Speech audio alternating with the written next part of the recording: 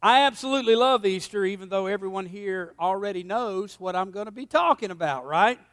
I love Easter because it's actually the perfect time for people to become a Jesus follower, especially if you've already thought about this and maybe you've been coming to church or watching online and you find yourself leaning in a bit, but you just keep putting it off and pushing back. I think Easter is the perfect time for you to take the next step, and it's been that for a lot of people so far this weekend. Another thing I love about Easter is having all the people here that were basically drugged to church by your mama, your daddy, or your girlfriend, because she's fine and you follow her wherever she goes. I get it. I understand that too, your reluctance to come to church. You know, it's a big deal for Christian people today, and maybe you've still got both feet on the brakes and this whole Jesus thing just isn't your cup of tea. Easter's the best time for you to be here too, because it's when I get to talk about the one thing that breaks down most of your major objections to Christianity. So if you've never considered Christianity before, I'd like to challenge you to think about becoming a Christian in spite of the fact that you know some Christians. In spite of the fact that your boss says he's a Christian, but you watch him and you go, nah, he's a jerk, you know. In spite of the fact that you work with a Christian who you've watched rant, rage, cheat, cuss, fight, and feud. I get it. I understand why you would push back. And you're thinking, basically, I'm no Christian, but I live better than they do. In spite of the fact that you think Christians are hypocrites, in spite of your bad church experiences in the past, in spite of a professor that shredded Christianity back in college and convinced you that it's irrelevant and that Christianity has created more problems than what it's solved, in spite of all that. Or maybe God didn't answer your prayer and someone you love died a very painful death and you're sitting there today and you're thinking, how could a loving God allow someone that was such a good person to die such a horrible, painful death? In spite of all those really bad experiences, I'm asking you one more time today, this group of people, I'm asking you to lower your guard and at least consider what I'm going to talk to you about today. And I don't say this often, but I'm asking you, please, just listen, lean in.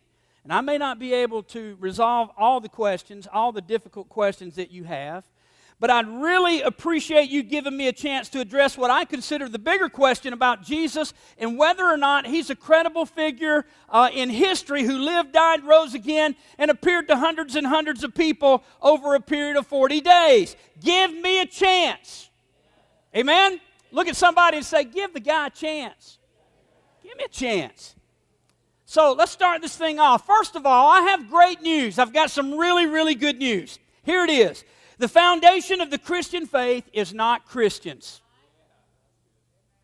It's not the behavior of Christians. The foundation of the Christian faith is not answered prayer or unanswered prayer. The foundation of our faith is what we are celebrating this weekend. He got up! Amen! That's what it's all about. So I'm going to give you some stuff. I'm going to unpack some things today, and I want you to do kind of a thinking man or woman sermon with me and walk through this and keep hanging in there, lean in, because I've got points with everything I'm going to talk about, and we'll tie it all together in a neat package towards the end. But think about this. There's no plausible explanation for the church. In other words, there are millions and millions of people all over the world right now celebrating a Jewish carpenter who lived over 2,000 years ago. His public life lasted less than 3 years. He never traveled further than about 30 miles away from his own hometown. He never wrote a book. He had no marketing firm to get his name out there. No Instagram, Facebook, Twitter, or Snapchat accounts. None of that stuff. Yet this weekend, 1/3 of the entire population on this planet will gather in His name. They're going to lift their hands and sing similar songs in many different languages, and thousands of people will give their hearts and lives to Him and make declarations of faith that they believe He lived, died, rose again, and appeared to hundreds of eyewitnesses. There's no plausible explanation why that's going to happen this weekend and has already been happening, except for the fact that we believe history affirms that He went to the cross 2,000 years ago, that He died, rose again, and appeared to witnesses. We're celebrating that right now. We're celebrating that. And also think about this. There was a guy in history that history affirms. Caesar Augustus was his name. He was the Roman emperor, and he led a major reformation in Rome. He did a lot of great things during his tenure as emperor. And I'm talking about really big deal stuff that's recorded in history. But I'd bet that no one in this room can name any of those reforms unless you're a history buff or a history teacher in our public school system today, right? You know what he's remembered for. We know what Caesar Augustus is remembered most notably for. Every single Christmas, in languages you've never heard of, in countries you've never visited, his name is mentioned, not because of his great reformations, but because Caesar Augustus became a footnote in the story of the birth of a Jewish carpenter. Seriously, PT? Yeah, seriously. What about the Roman Emperor Nero from the first century? We've been talking about him over the last couple of weeks. The only thing most people today know about Nero is that he fed Christians to lions in Roman arenas, and then he blamed them after most people believe he started fires himself in Rome and virtually burned down most of the city. He blamed the Christians for it, that instigated another level of persecution and pain on the Christians that were growing exponentially. Historically speaking, though, Nero is only known by most people today because he became a footnote in the story of Christianity. Are you kidding me? No, I'm not kidding you. True story. True story, bro. I'm trying to be cool. It's not working. I get it. Here's the thing. Let me tell you something. I want to talk to you about the foundation of our faith. I'm going to explain how religions, how causes, and how movements begin. This is important. What I'm about to say is also true for how cultures change, how values rise or fall within a nation or a group of people. There are many people who study these changes, these climate shifts, or these cultural shifts. They study that and they look at scientific data because certain patterns are repeated over and over again that makes it very easy for them to identify these historical things that come and go over and over again. For example, let's say there's a disruption in a city or a nation that creates division and unrest in that culture. And out of that disruption, a very charismatic leader arises. Now, I'm giving you a hypothetical, but this has actually happened over and over and over again in our history. And I'll give you a couple of really good references here in just a moment. But out of that disruption, a very charismatic, energetic, dynamic speaker arises. Historically, this has been a man, and they'll rise to the surface to address those problems. This new leader boldly defies the establishment, the status quo, as momentum around this charismatic leader continues to build. And people will hear him, and they'll get motivated, and they'll be inspired, and they'll say, yes, that's exactly what I've been thinking, and that's what I believe too. And suddenly the message of this charismatic leader has evolved and a platform for change has emerged. And usually there's a sitting authority that resists the change and fights to hold their position and their control. And they don't go quietly. Eventually the movement grows, though, among the populace and overturns that establishment. And the new movement is ushered in with a fresh new way of doing things. And the charismatic leader who initiated the exciting changes becomes a hero and a legend of sorts. And people are excited to continue to follow that leader because they admire them so. Over time, as it always plays out, that person will die and pass on. And people who are so inspired by what they accomplished during their lifetime will step up. And they'll say things like this: we need to keep this movement alive. We need to do this so that our new way of doing things is passed on to our children, our grandchildren, our great-grandchildren, and all the generations that are to come after them. This happens all the time. It's how change happens in the world that you and I are a part of. And I want to give you some specific examples, okay? Let's talk about the religion of Islam.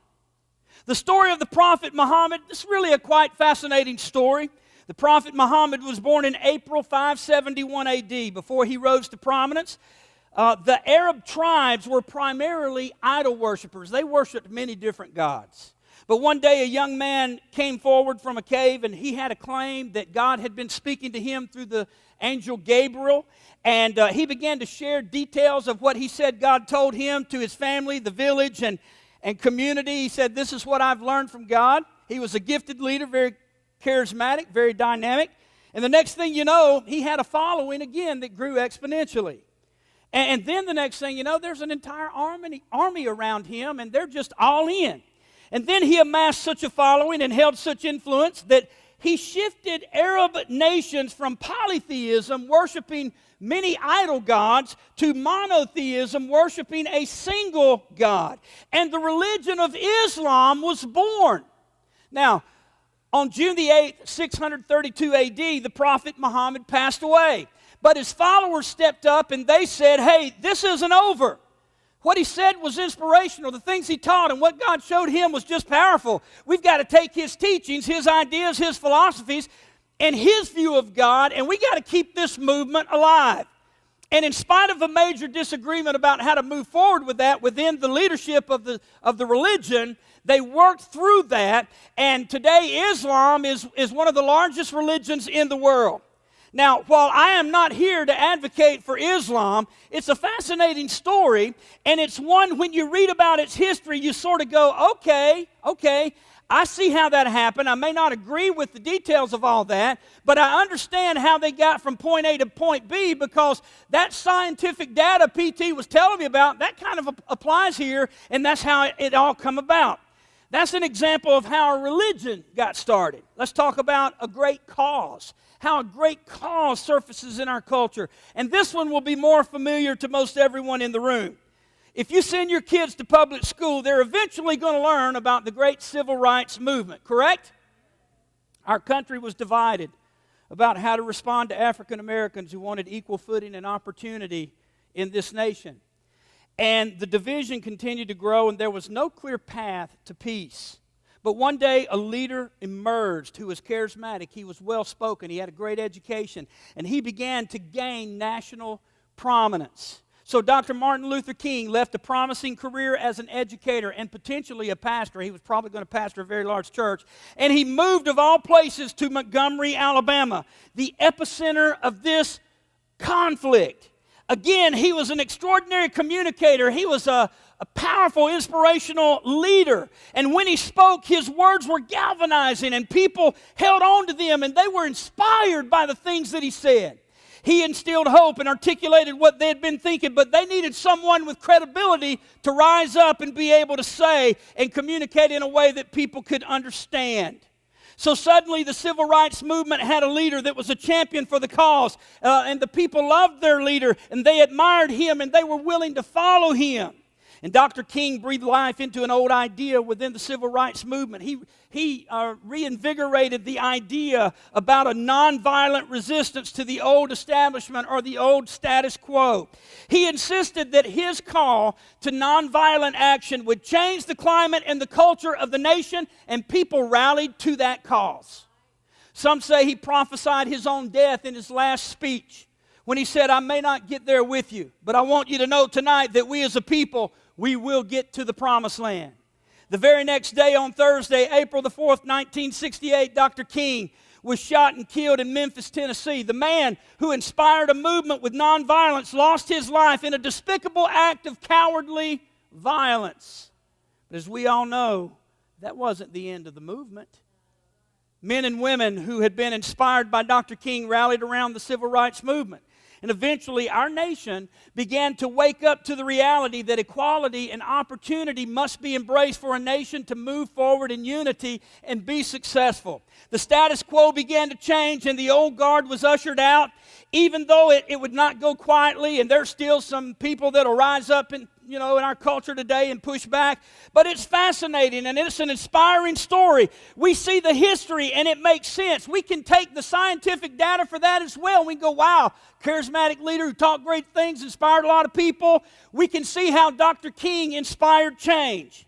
Now, I've just given you a quick overview of Dr. King and the Prophet Muhammad from Islam.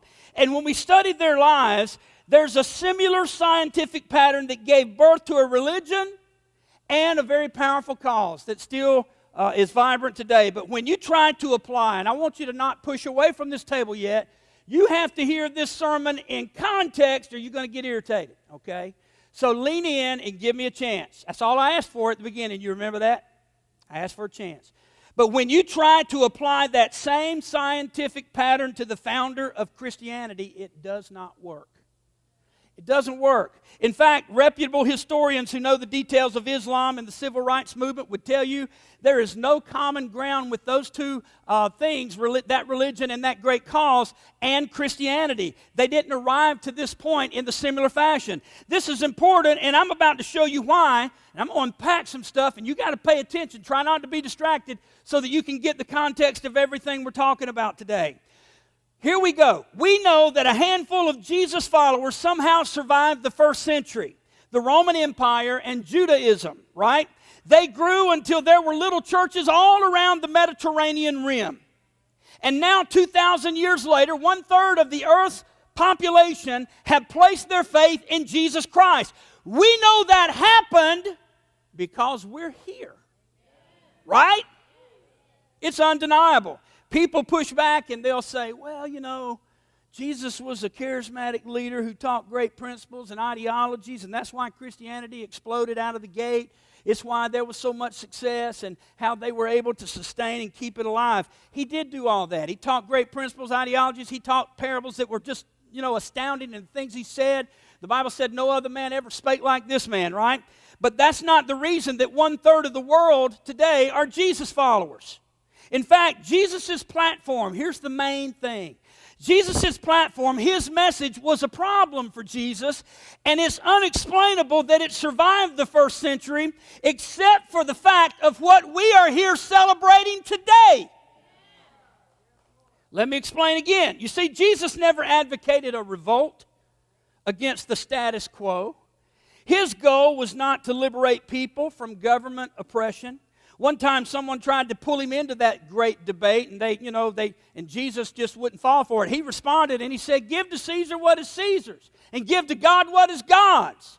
And then someone tried again on another occasion and said, so if you're the Messiah and King, like you say you are, when are you going to establish your kingdom? Because that would put him at odds with Pilate and all the rulers and emperors of that Roman Empire. And Jesus replied, he said, hold on, boys, hold on. Did you miss it? My kingdom is not of this world. Pilate nor Rome has any reason to be threatened by me. That's not what I'm all about. Pilate himself even said of Jesus, after interviewing him and carefully critiquing Jesus, he said, seriously, people, I can't find anything to accuse Jesus of. He's not leading a revolt. He's not introducing an idea that's going to threaten the foundation of order. He said, I find no fault in this man. And what about Judaism?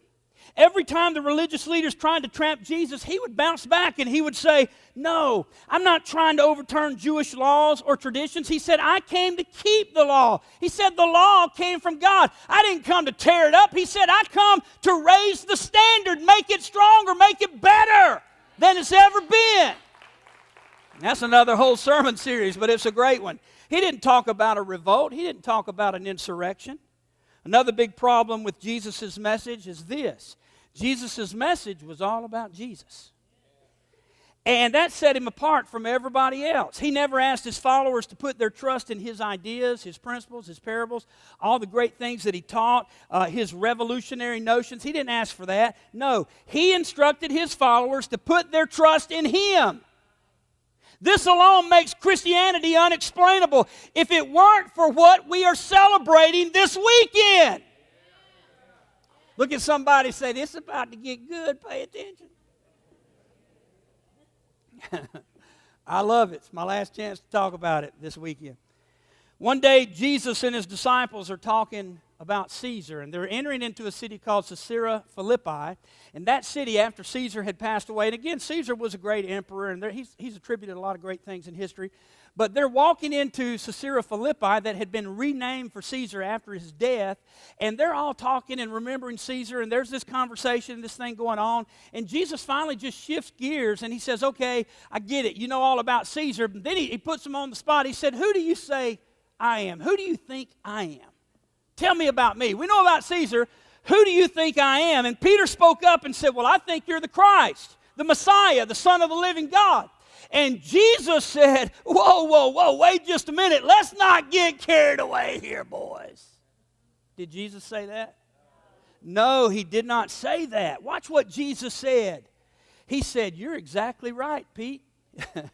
He said, you're exactly right. And you didn't come up with that on your own. He said, but God told you that. God told you that, okay? Listen, what Jesus said about Jesus presented a problem for Jesus in that culture. It was a problem. Jesus came to talk about Jesus. Remember the story of Lazarus?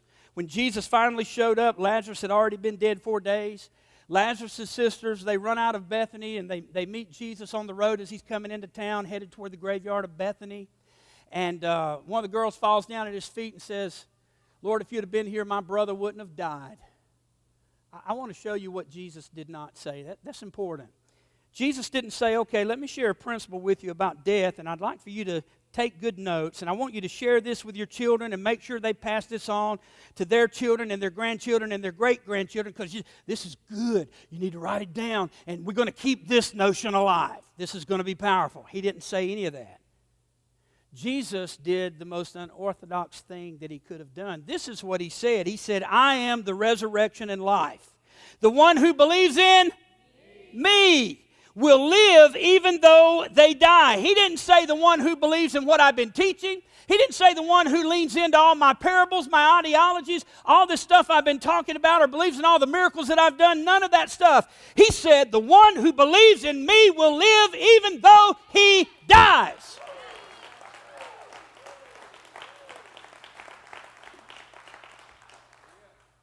This is very important, especially if you've pushed away from Christianity because of Christians, and I understand that, I really do. Or you're considering this whole notion, this Christian thing, for the very first time. Not once did Jesus nor any of his followers indicate that he came to leave us with a collection of insights or parables or principles to pass on to our grandchildren and our great-grandchildren. None of that. Neither Jesus nor any of his followers ever implied the reason Jesus came was to inspire us with brand new teachings that we could pass on to the next generation. And that, my friend, is my point today. Jesus doesn't fit the scientific pattern of other charismatic leaders that have led great movements. The problem with Jesus was his message. It was neither liberating nor revolutionary for any group of people. He didn't try to launch something new. He didn't try to overturn something within the culture. Jesus' message was focused on Jesus, and the reason that was a problem, here it is because when Jesus died, because all the focus was on him, when they watched him breathe his last breath on the cross, the movement died with him. As far as they were concerned, it was dead. And for 3 days, it was graveyard dead. When Jesus died, no one was standing at the cross going, well, now that our leader has died, we need to remember everything that he said, all those parables, that Sermon on the Mount, everything he said that was inspirational. Let's write about all those miracles. Let's do all that. Let's keep this thing alive. Let's keep this going. None of that happened the day Jesus died. Jesus was the message of Jesus. So when he died, there was nothing to pass on to the next generation. You need to understand this. Everything Jesus said, every parable, every sermon, every teaching was underscored with the message of who he was. That was his platform. His platform was Jesus, the Son of God. One time Jesus went a step further. And he told people that were in a large group gathering there, he said, if you've seen me, you've seen my Father God. And it just blew their minds. They're like, what is going on with this guy? And when he died on the cross, there was no way to keep his teachings alive for future generations at that point. For 3 days, the movement was gone. It was over with. Nothing Jesus said made sense to anyone the day that he died. Even though Jesus had said to his disciples on one occasion, he said, no man can take my life from me. And it's not recorded, but he could have just as easily have said, no man can take my life from me. I am God. No man has the power. But he did say, no man takes my life from me, but I will willingly lay my life down. And it went right over their heads. They just missed it and kept on with something else. Everyone who witnessed his crucifixion was like, wow, I really believed he was the Son of God, but I must have been wrong. They just killed him. And they couldn't have done that if he was really God, right? So when Jesus died, the movement died with him because Jesus was the movement. He was the message. It wasn't about principles or parables or great teaching or the miracles that he done. It was all about Jesus. And even before Jesus was crucified, his closest followers abandoned him. Now think about that. There's a lot of critics out there that say, hey, they concocted a fictitious story. Yes, there was a man named Jesus. History affirms that. Pagan historians from the first century acknowledge that Jesus lived. There's some dispute, though, about whether he died on the cross or whether he was actually resurrected from the grave, and that's where the argument and the debate picks up, and I'm going to address that in just a moment. But there are people that were going, oh, the disciples made this stuff up. Let me ask you this question. Think about it. If they made it up when they recorded this history, the very people who brought us the story of Jesus, they present themselves in the story as cowards. Think about that.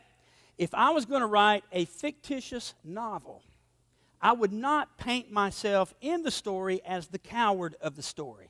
I'd be the guy standing at the foot of the cross saying, bring it on! I got you, Jesus! Yes! Right? But they told the truth. It was a painful reality. It was a painful truth. The people who brought us everything that we know about Jesus all admit when Jesus was arrested, we all ran. We ran away. We went into hiding. When Jesus died, the movement died with him. Now listen, for 3 days, there were no Jesus followers after the crucifixion because Messiahs don't die.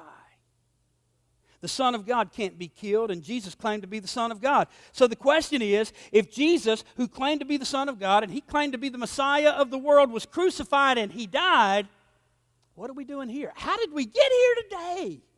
How did this happen? How is it that 1/3 of the world still calls on his name and proclaims him to be the Lord of their lives? How did the movement that clearly died the day that Jesus died, how did it survive all the pain and the persecution of the first century? Now, the way I'm going to close my message is simple.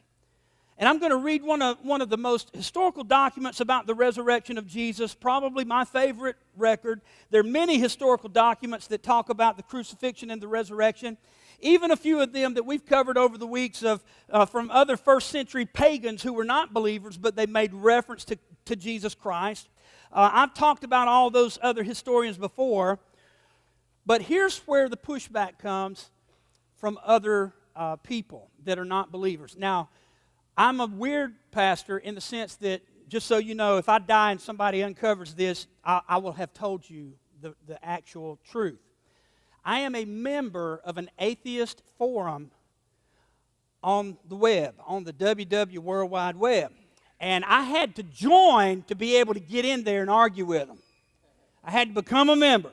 They wouldn't let me just read their stuff. So what I've been doing, I told Josh earlier in one of the other services, I said, man, I went in there, and all this week, man, they've just been slamming the whole Christian faith, and it's not this, and this is not true, and this is not true. And everything that they brought up, I've just been checking a box. And in my mind, I'm going, y'all just don't get it. You missed that, you missed that, you missed that. You don't see the bigger picture. And so I'm just poking, having more fun, because that's a lot better than what y'all do to each other on Facebook. That's right. I'm shifting over to Instagram. I'm just saying, all the old people moving over to Instagram. But critics will hear this story in the narrative of the resurrection, and they'll go, okay, here we go. He's going to read the Bible. I don't believe the Bible is true. Listen, I happen to be standing here, and I believe the Bible is true, but I don't believe Jesus rose from the dead just because the Bible says so.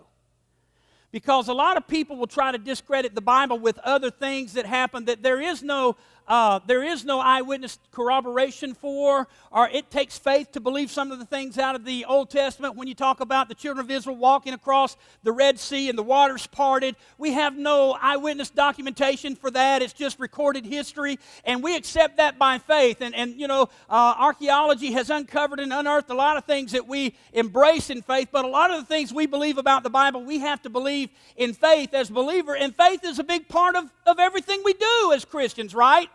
But I want to point this out to you. I don't believe Jesus rose from the dead just because the Bible says so. There are many things in the Bible that I do accept by faith, but catch me now. The resurrection of Jesus Christ is indisputably first century documented eyewitness. Take it to the bank history.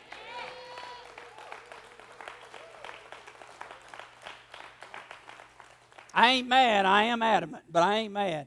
Let me give you a history lesson here. Let me tell you about 3 first-century historians, pagan historians, not Christ followers, that our society deems today to be credible historians. Our culture has accepted their historical records as reliable and include many of them in our history books. Still today, again, as authentic and credible, yet over and over there's no eyewitness corroboration to the things that they've written about.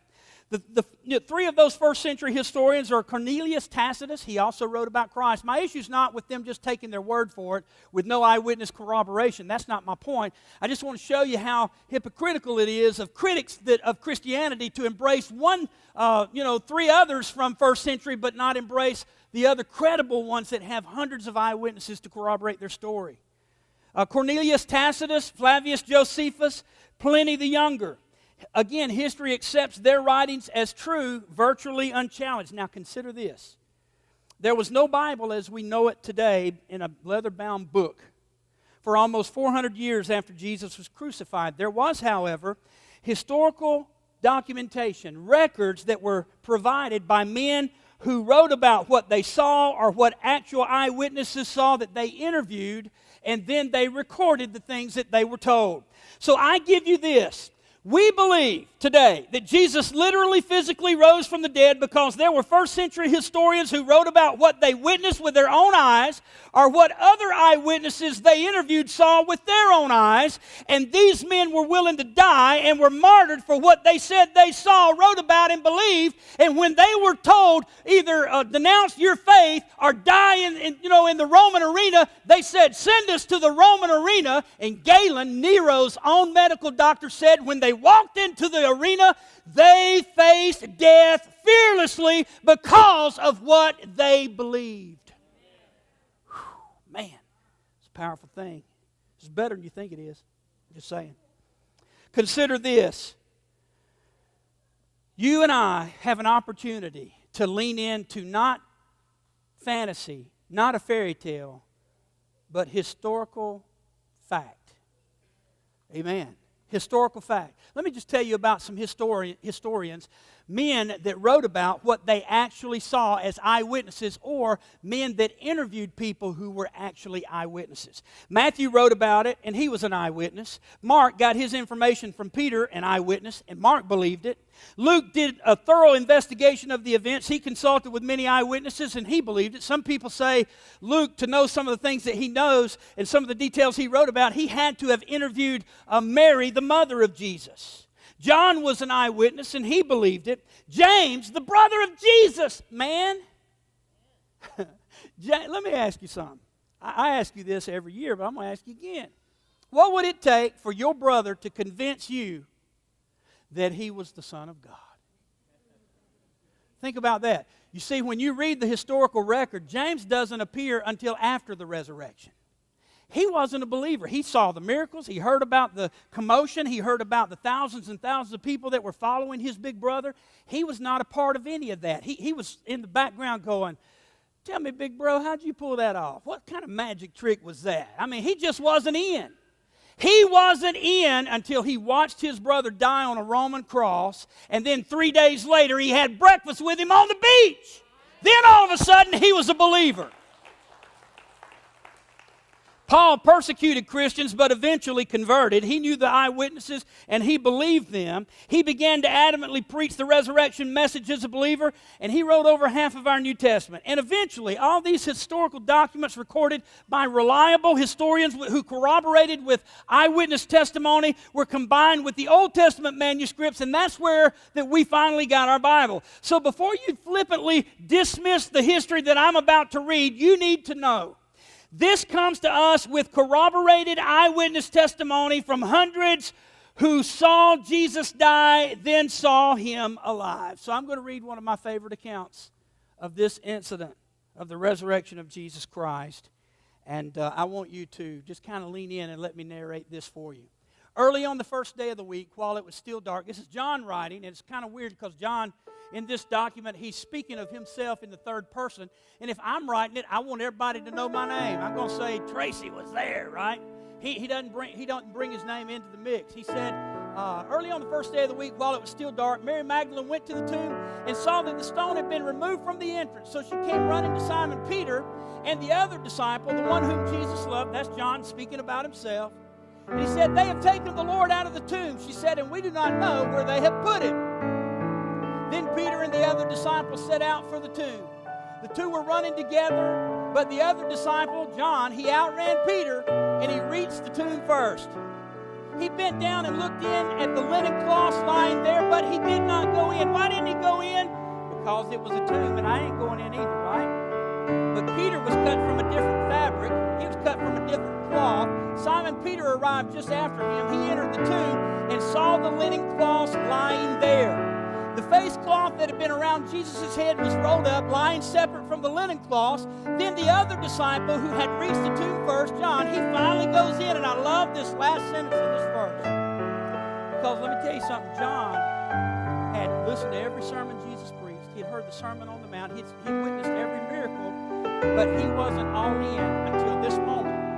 And he saw the empty tomb, and he believed. All of a sudden, the light come on. And he's like, wow, I thought he was just a charismatic, gifted leader, and he was going to rise to prominence like other people have done in our culture and our society. And when he died, the movement would die with him. I thought it was over when Jesus died, and I was going into hiding, and I was pushing back. But he's standing in an empty tomb, and he goes, wow. And all of a sudden, the light come on, and for the first time, John genuinely believed Jesus was more than a charismatic leader. He is the Savior. The Savior of the world. History tells us Jesus lived, died, was buried, and rose, and appeared to hundreds of eyewitnesses. The fact that Christianity survived the first century, all the pain and all the suffering of Nero's utter hatred and persecution, it is unexplainable were it not for what you and I are here today celebrating. The Bible says in one point of the crucifixion of Jesus Christ, Jesus looks up to the Father. It's almost over. He's about to breathe his last breath, but he looks up to the Father, and he said, "It is finished." The redemption of man is sealed right now. It's done. I've done everything I can do. And in the moment, he didn't say, "I am finished." He said, "It is finished," right? In that moment that Jesus breathed his last breath, the Bible says the earth shook violently. The earth shook, and darkness covered the earth. And all of a sudden, in the moment Jesus breathed his last breath, it was very climactic, and the earth shook, and the earth went dark in the middle of the day. All of a sudden, these guys, these soldiers who had been mocking Jesus and gambling away his garments and poking him and prodding him and just laughing and ridiculing him, all of a sudden, all this stuff happens together, and they start backing up, and their eyes are turned upon Jesus, and they're looking around in fear, and they're going, "Truly, this man is the Son of God. Truly, he is the Son of God." And here's what I know about everybody in this room. I've said this recently here in another series, but I'll tell you this.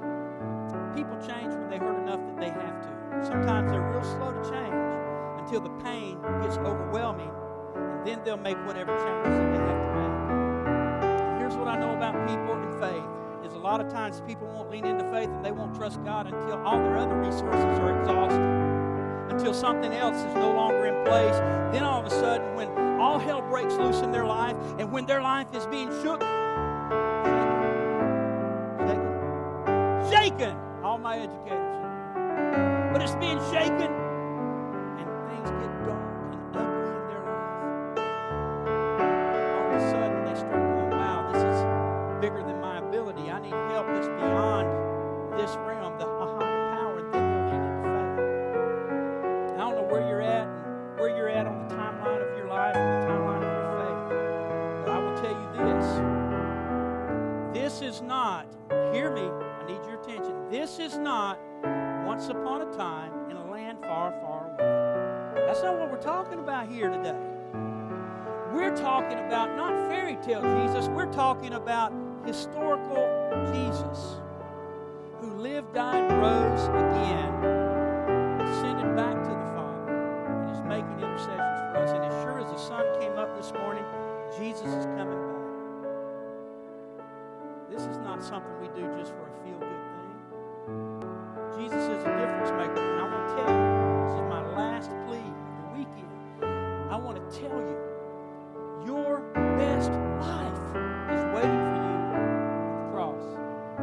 our Savior died.